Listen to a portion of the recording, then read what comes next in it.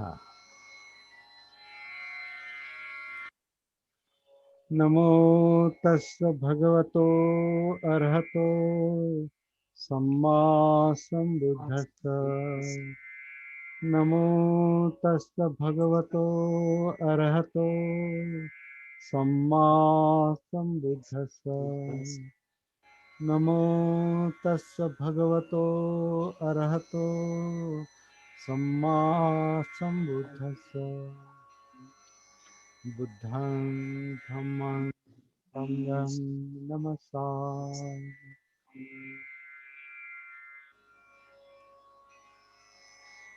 मुहूर्तमपि चेवियु पंडितं पैरुपासति क्षिपं धम्मं विजानाति जिह्वा सुपरसं यथा।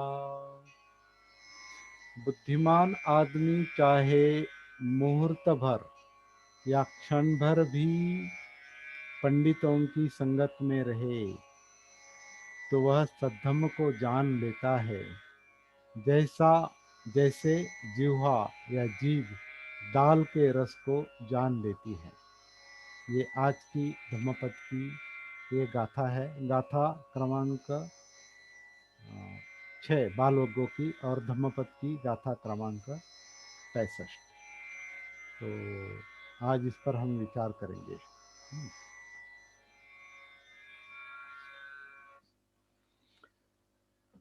तो कल की गाथा की तरह ही है ये।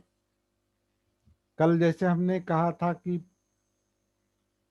कोई बाल मनुष्य या अज्ञानी मनुष्य जन्म भर पंडित के संपर्क में रहता है, लेकिन वह सद्धम्म को नहीं जान सकता। जैसे कलछी यानी पड़ी स्वाद को, दाल के स्वाद को नहीं जानती। आज इसे उल्टा ये है, उल्टी गाथा है।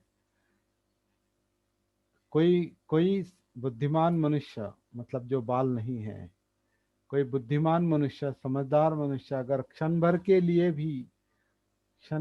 लिए भी पंडित के संपर्क में रहता है तो वो सद्धम्म को जान सकता है, जान लेता है।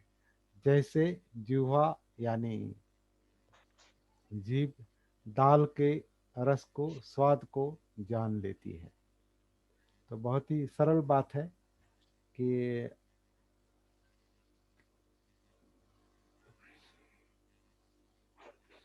धम्म जानने के लिए, सत्य जानने के लिए, मतलब जीवन जानने के लिए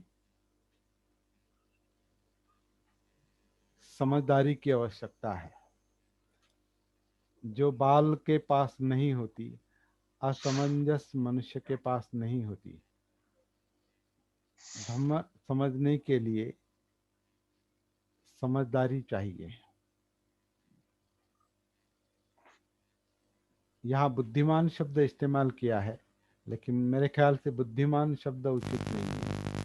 बाल बाल अगर अजागरूक है, अज्ञानी है, असमंजस है, तो उसके विरुद्ध समझदार और ज्ञानी मनुष्य, उसके पास मतलब ज्ञान से ज़्यादा समझदार मनुष्य जो जागरूक है। समझदारी जो है वो जागृति से निर्माण होती है, सती से निर्माण होती है। समझदारी जो आती है वो सती से आती है। जैसे प्रकाश प्रकाश में जैसे सारा दिखाई देता है, उसी तरह सती के प्रकाश में जीवन दिखाई देता है, आईने की तरह दिखाई देता है। और उससे समझदारी बढ़ती है, क्योंकि वास्तव समझ में आता है, सत्य समझ में आता है। तो सत्य समझने के लिए समझदारी चाहिए, जागृति चाहिए। बाल अवस्था जो है वो कम होनी चाहिए।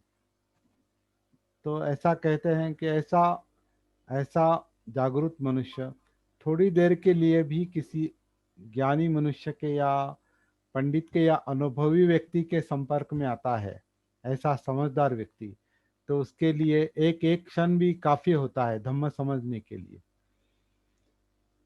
क्योंकि वो दब्बी की तरह नहीं रहता, मतलब वो आ,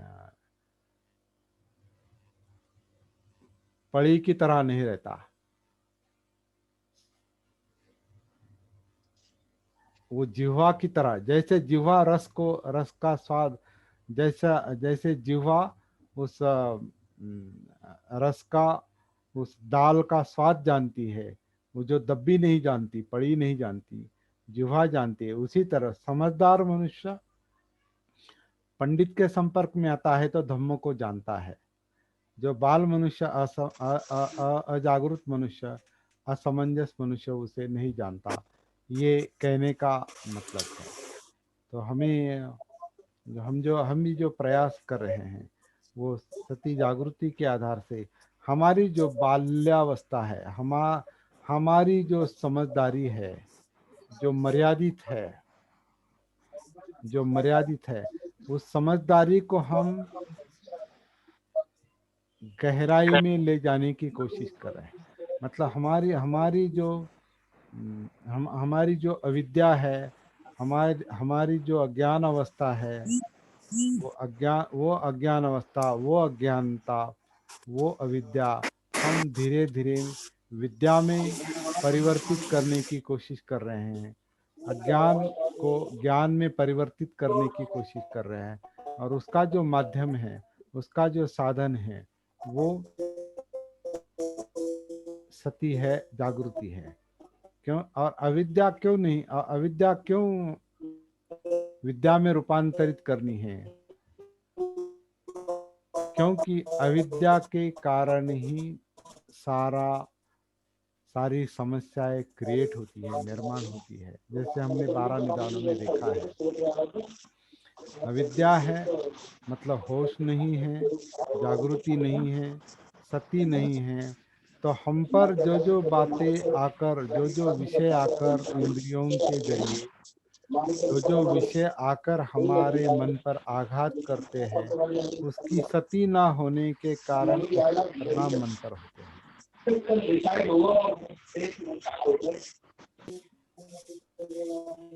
डिस्टर्ब कर रहा है भारती जी का, भारती जी अविद्या का कारण जो है वो अजागृति है, जानते नहीं। अविद्या का कारण अजागृति है, सती का अभाव है। क्योंकि अविद्या के कारण ही सारे मन पर संस्कार होते हैं। अविद्या के कारण ही चित्त निर्माण होता है। मतलब चित्त यानी क्या? जो सुलगाता है, जो चेतना निर्माण करता है, जिसमें चेतना निर्माण होती है, विषय के मुताबिक चेतना निर्माण होती है। और वो चेतना अगर विकृत चेतना है, मतलब राग और द्वेष की चेतना है, तो वो समस्या निर्माण करती है, कि वो दुख निर्माण करती है, मन का विचलन निर्माण करती है।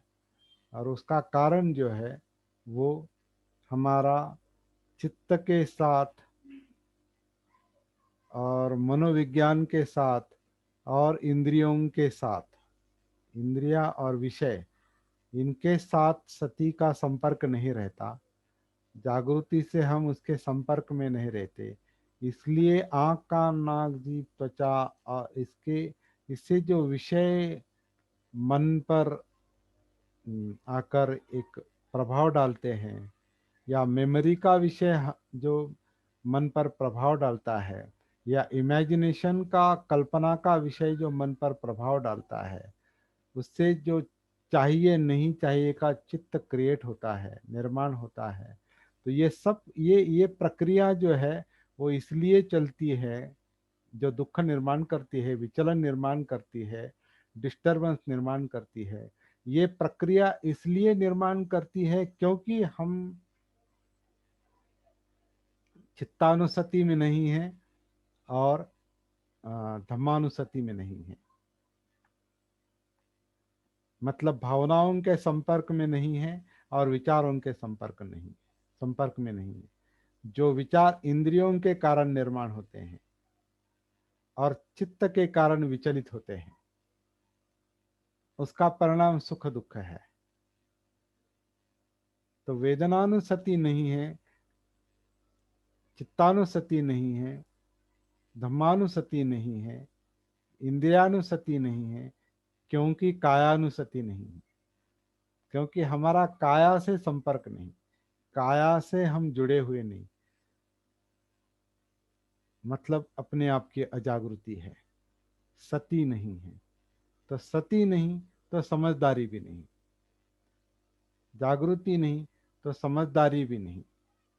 क्योंकि जो दिखाई नहीं देता वो बात समझ में ही नहीं आती, क्या चल रहा है, क्यों चल रहा है। ऐसा ऐसे सुख दुख के आंदोलन मन में क्यों चलते रहते हैं, और क्यों मन विचलित होता है, ये समझ में नहीं आता। क्योंकि उसका भान नहीं, उसकी सती नहीं, इसलिए समझदारी नहीं। जैसे जिह्वा जो है, जीभ जो है, वो रस के लिए, स्वाद के लिए, स्वाद के लिए मतलब चव के लिए वो जीभ जो है वो संवेदनशील है, संवेदनशील है वो, जो दबी नहीं रहती, मतलब पड़ी पड़ी संवेदनशील नहीं रहती, इसलिए उसको स्वाद पता नहीं चलता। जिह्वा संवेदनशील है, जीभ संवेदनशील है, इसलिए जैसे ही कुछ चखा जाता है समझ में आता है, मीठा है, खट्टा है, तीखा है, इसमें ये कम है, मसालेदार है, ऐसा है, वैसा है, ज़्यादा ऑयली है, सुगंधी मतलब उसका स्वाद अच्छा है, बुरा है, वहाँ नाक का गंध भी काम करता है। तो ये इंद्रियां जागृत सती के कारण है। और यहाँ ये कहा है कि जैसे जिह्वा जिह्वा जिह्वा स्वाद को जानती है, रस के स्वाद को जानती है, इस तरह जो चित्त जागृत है, जो मन जागृत है, वो समझदार चित्त, समझदार मन, वो समझदार व्यक्ति किसी पंडित के संपर्क में आता है, मतलब जो जानता है, धम्म को पहले जानता है, समझता है, उसके संपर्क में ऐसा जागरूक व्यक्ति जाता है तो उसे वो धम्म समझ में आने लगता है। तो धम्म, मुझे तो लगता है कि धम्म की कोई कमी नहीं है, हमारे इर्द गिर्द धम्म की कोई कमी नहीं है, बहुत कुछ है, बहुत मतलब सारा विश्व धम्म है, हमारा जीवन धम्म है, हमारा हमारी काया धम्म है, सांस धम्म है, काया धम्म है, वेदना धम्म है, चित्त धम्म है, मन धम्म है, ये सब सब सब धम्म है। लेकिन धम्म जानने के लिए जो बुद्ध चाहिए, मतलब जो जागृति चाहिए, जो सती चाहिए, वो सती धम्म को नहीं जान सकती। इसलिए पहला काम जो है वो जागृति निर्माण करना है, अपने आप को जगाना है।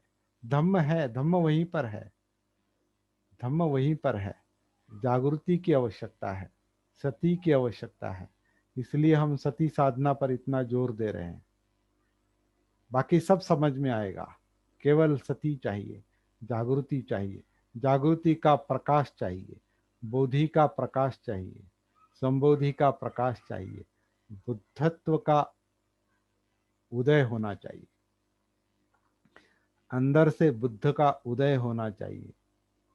जागृति का उदय होना चाहिए मतलब बुद्ध का उदय होना चाहिए।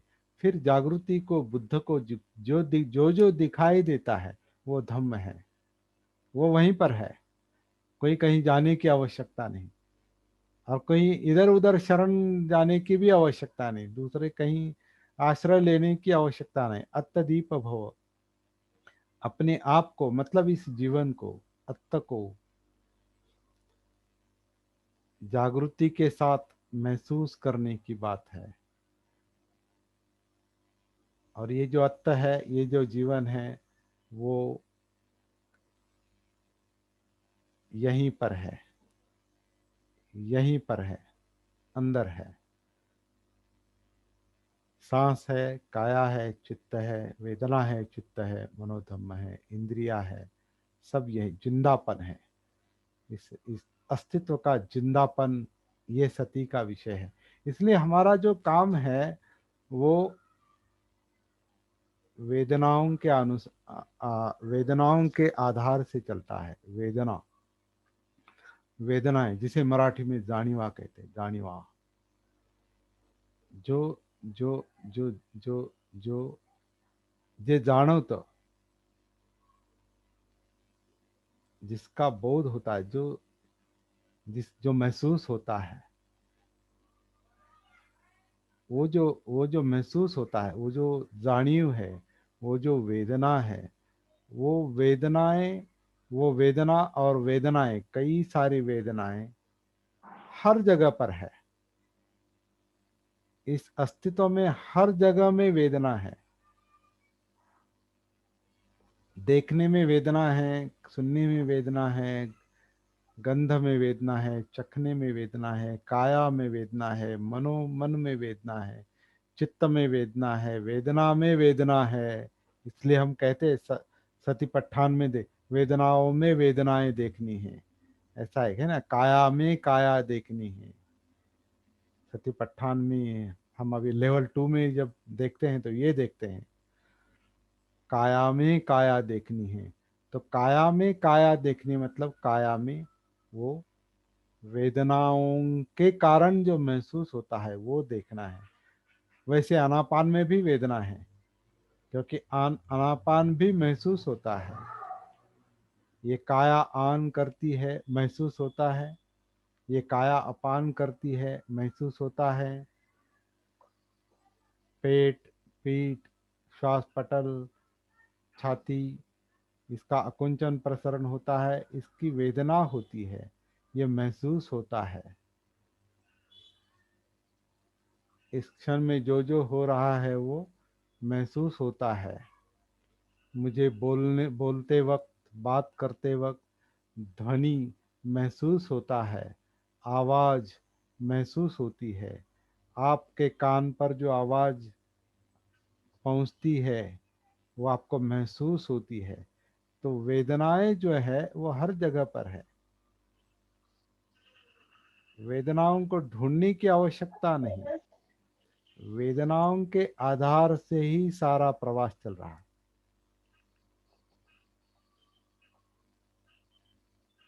इसलिए हम सती का अभ्यास कर रहे हैं। सती के कारण वेदनाओं की वेदना होती है।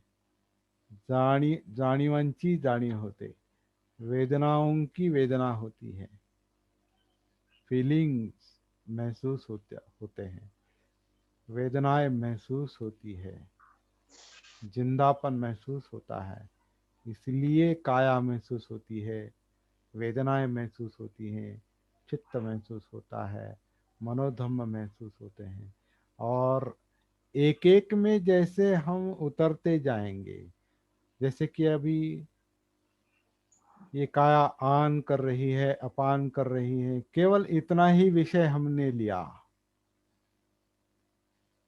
काया आन कर रही है, काया अपान कर रही है। इस क्षण में जो कुछ हो रहा है, जो कुछ चल रहा है, उसमें जो जो वेदनाएं हैं, जो जो महसूस हो रहा है, जे जे जाणो तो उस उन जाणीवांच्या संपर्कामध्ये, उन वेदनाओं के संपर्क में आने से जो जो महसूस होता है, हाँ, काया आन काया अपान, काया आन काया अपान, जो जो महसूस होता है, तो उसमें उतरते उतरते उसे महसूस करते करते करते करते छोटी छोटी छोटी छोटी वेदनाएं, उपवेदनाएं, वेदनाओं में वेदनाएं। जैसे कि हम, आज सुबह मुझे प्रैक्टिस करते वक्त एक अनुभव आया कि अ, वो हार्ट के वो मापन को क्या कहते हैं, वो कार्डियोग्राम। हाँ, कार्डियोग्राम जो है वो ईसीजी जो ईसीजी ग्राफ है वो इस तरह का होता है। ईसीजी। हाँ ईसीजी ऐसा ही है ना, ऐसा चलता है ईसीजी आगे आगे, ऐसा चलता है। ईसीजी बोलते हैं सर, ईसीजी हाँ, ऐसा ऐसा चलता है, ईसीजी। ऐसा दिखाता है। काया अनापान जो है वो ऐसा दिखाता है।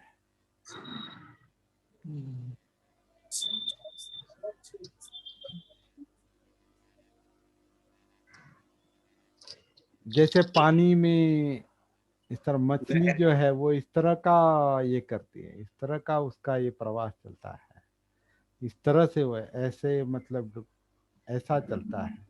तो आनापान भी इसी तरह काया में चल रहा है। तो आज सुबह मैंने महसूस किया, इसलिए मुझे ऐसा लगा कि हमारे शरीर में पानी कितना है ये थोड़ा देखना चाहिए। तो मैंने नेट पर सर्च किया तो हमारे शरीर में 70% 75% पानी है, और बाकी जिसे हम शरीर कहते हैं जो पृथ्वी धातु जो है, तो पृथ्वी जो है, जो घन धातु जो है जिसे हम शरीर के, वो केवल 30% है, 25% है। हाँ हड्डी मांस, हाँ, हड्डी और मांस। हड्डियां मांस जो है वो केवल 30% है, बाकी सब पानी है। और मैंने ये भी देखा कि करीब 70% पानी जो है वो ब्रेन में है, या 75% 80% पानी जो है वो हार्ट में है, हृदय में है, जो रक्त रक्त हम कहते हैं, वो पूरे शरीर में जो रक्त है वो 70% 80 से भी ज़्यादा, मतलब 80% वो ये है, पानी है।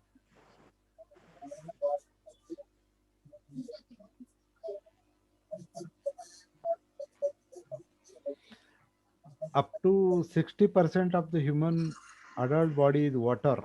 60% से ज़्यादा, 60% तक पानी है उसमें। According to journal of biological chemistry, brain and heart are compose of 73% of water. म्हणजे मतलब ब्रेन और हार्ट में 73% पानी है, और लंग्स में, हमारे फेफड़ों में, फुफ्फुस में 83% पानी है।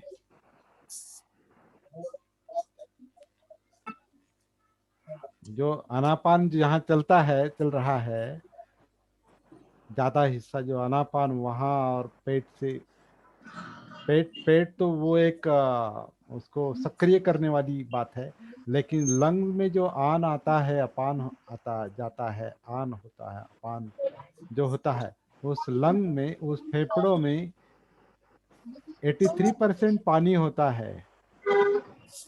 हमारी त्वचा में 64% पानी होता है। मसल मतलब मसल यानी स्नायु, स्नायु, मांस। हाँ, मांस में, स्नायु में और किडनी में 79% पानी होता है। even the bones are water is 31%। अपने हमारे हड्डियों में भी 31% पानी होता है। तो आज सुबह मुझे ऐसा लगा कि हमारा जो आन अपान जो है वो इस तरीके से चल रहा है। एक मतलब पूरे एक शरीर को, इस धड़ को अगर पानी के रूप में देखेंगे, मतलब इमेजिनेशन है केवल, इस धड़ को अगर पानी के रूप में देखेंगे, और इस धड़ में ही ज्यादा पानी है। जो हमने अभी परसेंटेज देखा वो ज्यादा परसेंटेज इसका ही है ना। तो धड़, इसको जो अगर पानी की तरह देखेंगे और आन और अपान को अगर हम महसूस करेंगे तो वो इस तरह का महसूस हो सकता है। तो ये महसूस करने की बात है। ये लॉजिकल तर्क की बात नहीं, इसका हम तर्क से नहीं बता रहे। ये हर एक को वो स्वयं अनुभव लेना पड़ेगा कि काया जब आन करती है, काया जब अपान करती है तो क्या होगा, क्या हो रहा है, उसका बोध, उसकी वेदनाएं, त्याच्यातल्या जाणीवा, वेदनाएं महसूस करते करते करते करते हमारा वेदनाओं का जो प्रवास है वो पूरे बॉडी में फैल जाएगा। क्योंकि सारे जो ऊर्जे हैं,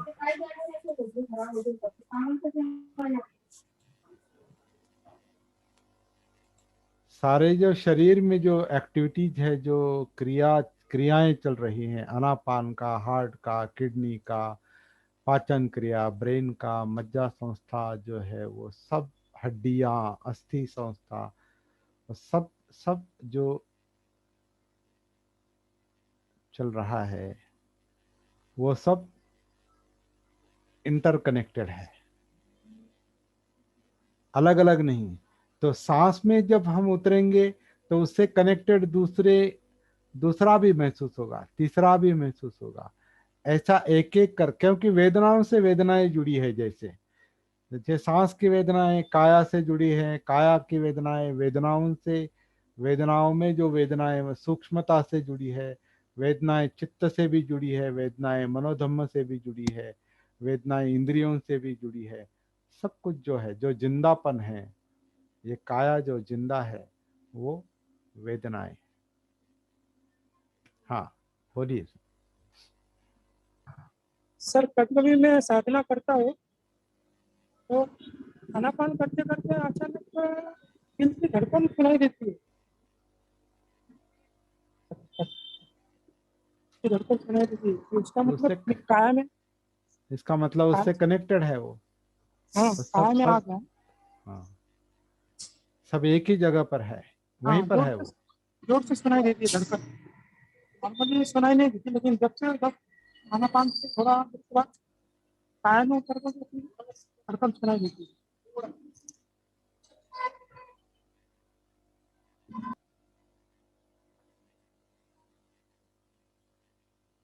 एक ही जगह पर है वो। केवल अंदर उतरने का पहला काम होना चाहिए, वो सब धीरे धीरे सब सब महसूस होगा।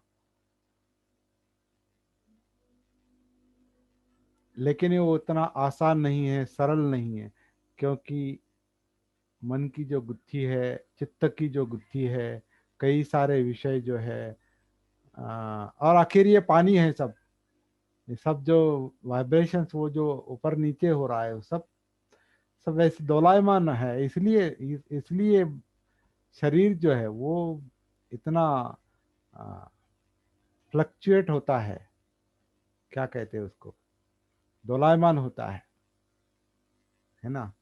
शरीर की हलचल है, अगर कोई अच्छे डांसर को हम देखेंगे तो इतनी कैसी वो ये करता है, मूवमेंट करता है, कैसी भी मूवमेंट करता है शरीर की, योगासन करने वाले भी,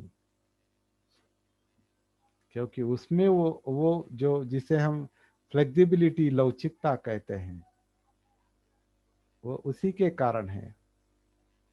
पानी ज्यादा है, अगर उसमें रिजिडिटी होती, कड़ापन होता तो ये संभव नहीं होता।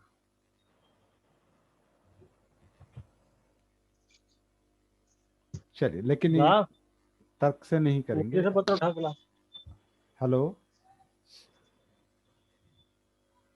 राजेश कुमार सर, कुछ बोले आप, सर कुछ बोले आप। हाँ सर, मैं कुछ पूछना चाह रहा था हाँ देवी हाँ नमो बोलिए ना, बुद्धाय। बोलिए बोलिए बोलिए।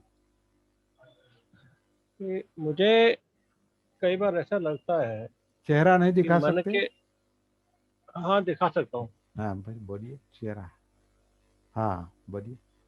थका हुआ है चेहरा है अभी। कोई बात नहीं, कोई बात नहीं। कि कई बार मुझे आजकल ऐसा लगता है कि अगर मैं कोई विचार है मन में या चित्त में कोई विचार चल रहा है, अगर मैं उसको देखता हूँ तो ऐसा लगता है कि जो मैं अंदर तो ज्यादा गहराई से देख पा रहा हूँ, लेकिन बाहर जो है वो कट हो जाता है। बाहर से मैं नहीं जुड़ पाता अपने आप।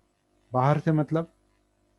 मतलब अभी जैसे मैं बैठा हुआ हूँ, अगर मेरे अंदर मन के अंदर कोई विचार आता है और मैं उसको देखता हूँ, हाँ, सती के माध्यम से उनको देखता हूँ और आंख बंद कर लेता हूँ, तो ऐसा लगता है कि बाहर कुछ नहीं है।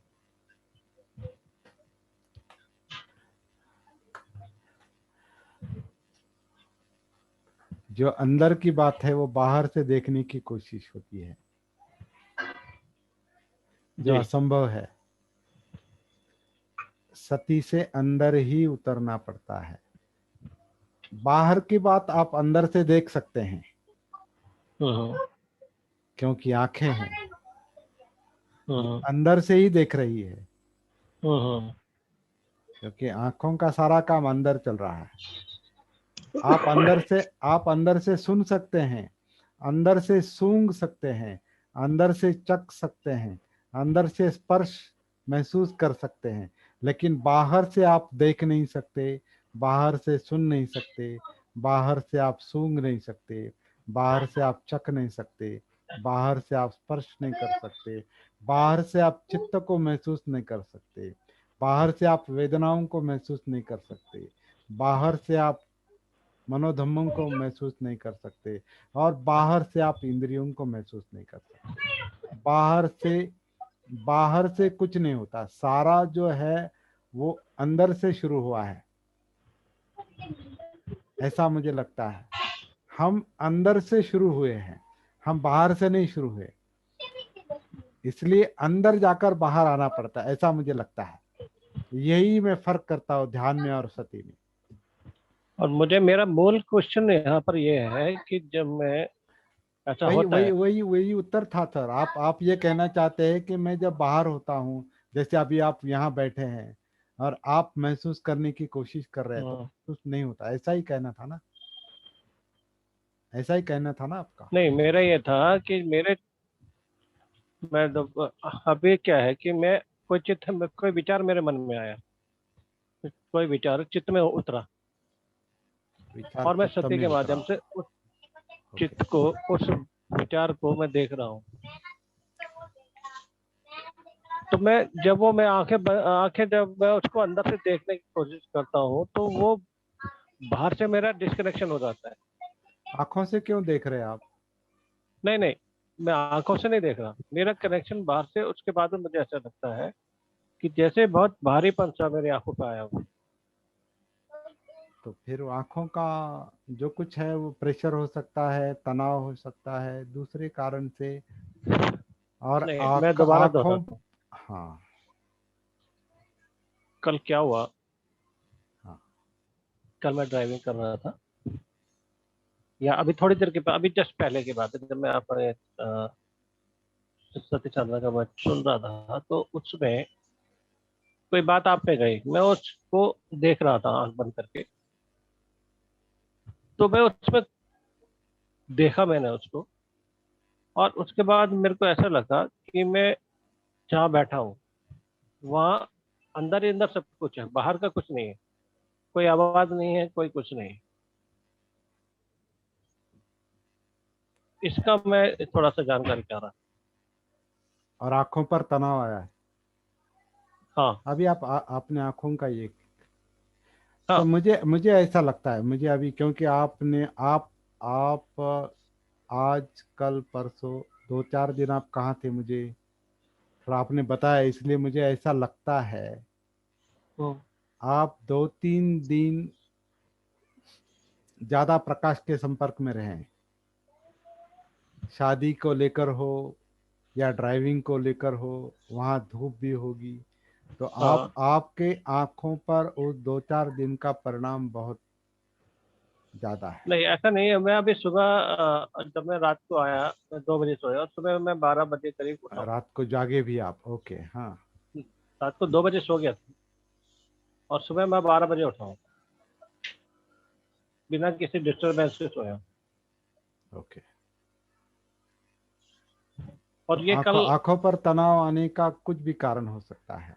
और जहाँ, क्योंकि वहाँ दुख वेदना है ना, वो तनाव क्यों महसूस हो रहा है, आप अंदर उतरने की कोशिश कर रहे हैं और वो तनाव महसूस हो रहा है, इसका कारण वहाँ दुख वेदना का नहीं नहीं नहीं, वो मात्रा ज्यादा है, कोई भी वजह हो सकती है आपकी। मैं इस सब्जेक्ट को आपसे अकेले में डिस्कस करूँ, ठीक है? इसको मैं अलग से आपसे डिस्कस करूँ। ओके, ठीक है, ठीक। तो पंडित के संपर्क में आना मतलब कुछ जहाँ धम्म है उसके संपर्क में आना, और वहां से धम्म सीखने के लिए हम स्वयं जागरूक और समझदार चाहिए, संवेदनशील चाहिए, जिह्वा की तरह, जीभ की तरह। जैसे जीभ स्वाद को, जीभ उस दाल को, दाल का स्वाद महसूस करती है, उस तरह हमारी जागृति, हमारी संवेदनशीलता जब धम्म को देखती है, महसूस करती है, समझ सकती है। ये गाथा का सिंपल अर्थ है। मेरे ख्याल से इतना काफी है आज के लिए।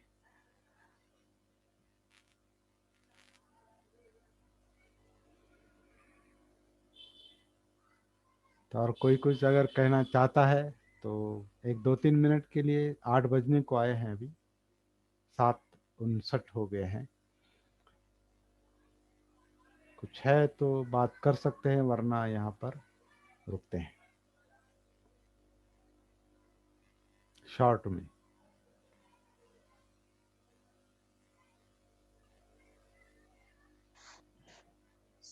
सारी शुरुआत ही अंदर से है, ये महसूस होना ही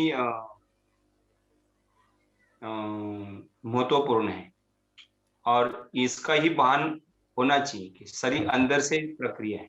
अर्थात अर्थात अर्थात और इसीलिए ये मूवमेंट जो है नैसर्गिक मूवमेंट, इसको हमको महसूस जितना गहराई से करेंगे तो वो क्लियर डाउट नहीं रहते। और आज का जो सती का जो सेशन है काफी अच्छा रहा, इसीलिए यही कहना। तो जाणीवांच्या आधारे महसूस करते करते एक एक कदम आगे बढ़ाना है और गहराई में, सागर में उतरना है। धम्म सागर, सागर में उतरना है या सागर में तैरना है। पहले आनापान, फिर काया आनापान, फिर है ना, मतलब आनापान ऐसा भी है, आनापान का धड़ का आंदोलन जो है वो ऐसा भी है, ऐसा भी है। पानी को ये करेंगे, पानी की तरह, पानी में जैसे मछली तैरती है उस तरह से हमारा कुछ अंदर कुछ चल रहा है, और जो कुछ चल मूवमेंट हो रहा रहा है। है उसके साथ सती को एक रूप करते करते करते पूरे अस्तित्व में, समाधि में आना है। दैट इज समाधि, जो L3 लेवल पर है। सती साधना के L3 लेवल का अंत जो है वो समाधि है। तो वो हम सीखेंगे। अभी इतवार को L1 है हिंदी में, 10:30 से 12:30, और मुझे लगता है थोड़ा बहुत समय एक्स्ट्रा ज़्यादा लेना भी कुछ गलत नहीं होगा। एक भी बचता है तो मेरे ख्याल से वो अच्छा होगा, क्योंकि शाम को कभी कभी बिजली चली जाती है तो हमारा विषय अधूरा रह जाता है। हाँ, इसलिए हम 10:30 से समझो 12:30 चलेगा बजे तक।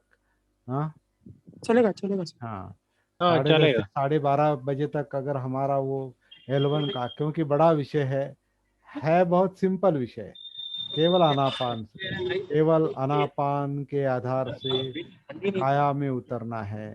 आन आना आन आन आन, मैंने कल जो कहा था, आण सति अपान सति, काया आण सति काया अपान सति। दो ही काम लेवल 1 में करने हैं, क्योंकि ये 2 काम हो गए कि फिर हमारा सतिपट्ठान शुरू हो गया, मतलब लेवल 2 शुरू हो गई।